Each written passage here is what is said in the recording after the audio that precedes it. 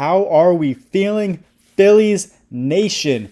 Welcome in to Phillies Daily. I'm your host, Mike Kennelly. Make sure you guys subscribe for more Phillies content. The Phillies are coming off a huge series sweep of the Toronto Blue Jays. They won that series finale yesterday on Sunday on Father's Day. Happy Father's Day to all the fathers out there, the father figures. Hope you guys enjoyed your day, and I know you enjoyed that big 11-4 series finale win to complete the 3-game sweep against a pretty good Toronto Blue Jays team who the Phillies just lost a series to just the other week. So great to see that they're back on track.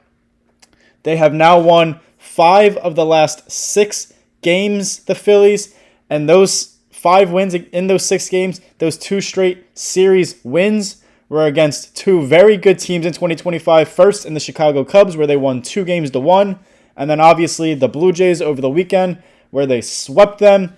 The offense, after about a week or so stretch of just very, very, very, very frustrating performances, really top to bottom through the lineup, they couldn't get the job done with runners in scoring position. They couldn't hit for power, extra base hits, just a lot of singles, just not enough hits, not enough firepower for what this Phillies offense is capable of. But these past 2 series, the offense is starting to come back around without its top player, without its star, Bryce Harper, who's still out with that wrist inflammation on the IL.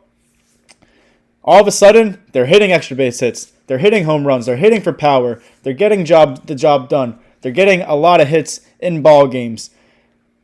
Particularly in yesterday's series finale win over the Blue Jays, the Phillies offense had 18 hits to go along with those 11 runs. It was 4-2. The Phillies had a 4-2 lead, so very close ball game.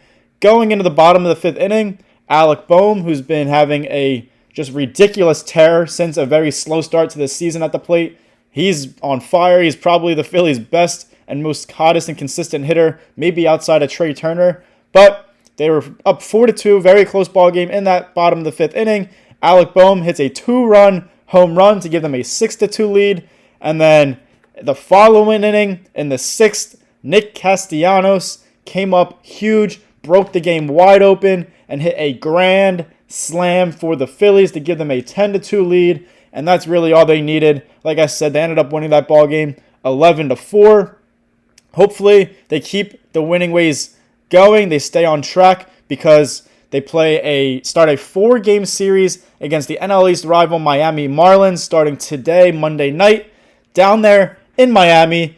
And the Marlins are not a good team. They are one of the worst teams in Major League Baseball in 2025 so far. They have just a 28-41 record going into today's ball game to this 4-game series against the Phillies. So hopefully the Phillies continue their winning ways to get another series win, and the offense stays hot, and they'll be right back in the thick of it after we all know it was very frustrating and disappointing that week or so stretch where they lost a ton of ball games, and the offense and really just anybody, the pitching overall, starting pitching even, bullpen obviously, just were not getting their jobs done. But things are looking up in Philadelphia, and it's great to see. A huge reason they got that win yesterday against the Blue Jays. Their ace, Zach Wheeler, was on the mound to close out that 3-game series, going for the sweep, and he was dominant as usual. Just a classic Zach Wheeler performance, a classic Zach Wheeler outing for the Philadelphia Phillies. He went 6 innings, allowed only 4 hits, no walks, which is always great to see out of any pitcher. Just 1 earned run, and he had 9 strikeouts in those 6 innings against the Blue Jays yesterday. Zach Wheeler is now 7-2 with a 2.76 ERA and 110 strikeouts in 88 innings so far in 2025. Those are his first 14 starts of the season, and opponents are hitting a career low 187 against Zach Wheeler. So there's really just not much offensive production coming against Zach Wheeler. It's great to see he's striking guys out. He's just unhittable, really, for the most part. He's not allowing a lot of runs. He is obviously a National League Cy Young candidate, one of the favorites. It's going to be tough to top Pittsburgh Pirates sensation Paul Skeens there in that category. But If Skeens has a rough outing here and there throughout the rest of the season, and Zach Wheeler continues his dominance, continues his consistency, he'll be right up there in the conversation yet again, just like he was last year. He fell short to Atlanta Braves starter Chris Sale last year in the Cy Young, but Zach Wheeler could take home some hardware if he continues this up through the rest of the season. Now, he did announce, or news did come out, that Zach Wheeler could be open, and maybe it's a very likely possibility, a very likely outcome, that Zach Wheeler retires after the 2027 season, after his contract expires with the Phillies. He has 2 more years left after the rest of this season on his contract.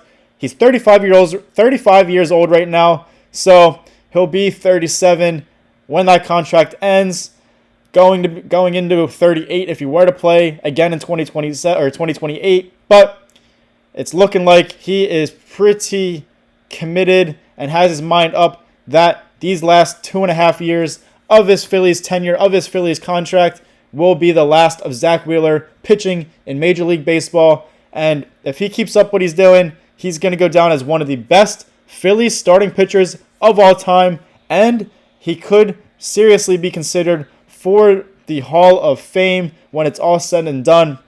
He's been one of the most dominant pitchers, especially since he joined the Phillies. And it's unfortunate that he is going to retire, but like I said, he is getting up there in age. He still has 2 more years left on his deal, so it's not like it's happening tomorrow. So just enjoy Zach Wheeler while we have him, and enjoy his just pure dominance, because who knows? You never know what you're going to get from players as we progress. And we might not see a guy like Zach Wheeler again pitch in a Phillies uniform. So just great stuff out of him. Also great stuff, Otto Kemp. Let's give Otto Kemp some credit here. The rookie, he came up when Bryce Harper landed on the IL. He could play third base, he could play first base. He's been doing both in his short Major League career so far. Started off at third base, been playing first base with Alec Boehm, trying to go back to his natural position at third base. He was taking some reps at first with Harper initially out. And Otto Kemp has been a huge, just infusing energy into this Phillies team, into this Phillies lineup. He has been a spark plug since they called him up. He came up right at the end of that losing skid, and now, ever since, the Phillies have been winning, the offense has been clicking, and Otto Kemp, not only is he, doing some good things here and there, he's been getting a lot of hits, producing, has a lot of production out of the rookie Otto Kemp through his first 8 games in Major League Baseball. Yesterday, against the Blue Jays in the series finale, Otto Kemp went 4 for 5 at the plate with 2 RBIs in that 11-4 win. A 4-hit game for a rookie who was only playing in his 8th career Major League game. That is incredibly impressive for anybody. He's batting .345 through his first 8 games, and he has 3 multi-hit games in that span, including that 4-hit game yesterday. Now, he does make some mistakes here and there, whether it's a little fielding mistake, base running mistake, but he's a rookie. He's adjusting to Major League Baseball, and overall, he is still producing .345 batting average. He's driving in runs. You really can't ask much more for a guy coming up to replace somebody of Bryce Harper's status. So, there's going to be a decision to have to be made whenever Bryce Harper returns. Now, he is eligible to return today, starting this Marlins series. Who knows if that's going to happen? We really still haven't heard much about Bryce Harper's rehab and where he's at with this injury. Obviously, it's something that's been bothering him for quite some time now. So he could be held out a little longer. He may not be. But Otto Kemp is going to be a guy that the Phillies are going to have to seriously consider keeping around. Or if they do send him back down, which they most likely will, they know that they have something in Otto Kemp if they need somebody to come up in the infield, possibly even the outfield at some point. It's just great to see out of Otto Kemp. You don't always see this out of these young guys coming up, especially in their first couple games, their first week or so playing at the Major League level. But Otto Kemp has been a huge spark plug to this Phillies team and a huge reason why they are back in the win column, back to their winning ways, back to playing good, winning baseball, winning 5 of their last 6 games. Keep it up, kid. I've been impressed And I'm sure everybody else who's been watching Otto Kemp has also been highly impressed. He's got a great story behind him. He's just an easy guy to root for. Just keep it up, Otto Kemp. Living out every little kid's dream who wants to play Major League Baseball. Great for him. Now, shifting gears a little bit. Obviously, I've been hitting on a lot of these Phillies trade rumors. There's been a lot of them circulating, a lot of them floating around as we near this July 31st trade deadline in a little over a month and a half or so. A guy that the Phillies could look into, who they're going to most likely see firsthand in this series against the Miami Marlins, is Miami Marlins reliever, right-handed pitcher, Anthony Bender. Anthony Bender, he's 30 years old, but he's having a career year so far in 2025 on a bad Marlins team. He has a 2.54 ERA in 29 appearances so far this season. He's got 10 holds. He has 1 save, so he's used in that late inning, high leverage role that the Phillies are obviously looking for and trying to acquire for this playoff push, for this World Series championship push as we get close to the second half and into the second half of the Major League Baseball 2025 season. Anthony Bender, he did have a sub-2 ERA just the other day. He had a 1.95 ERA, but he allowed 2 earned runs in just 2/3 of an inning on Saturday against the Washington Nationals, so his ERA jumped from 1.95 to 2.54, where it is entering today. Still a very good ERA for a guy that hasn't had the, best track record in his career, but he's sure as heck having a career year for the Marlins this year.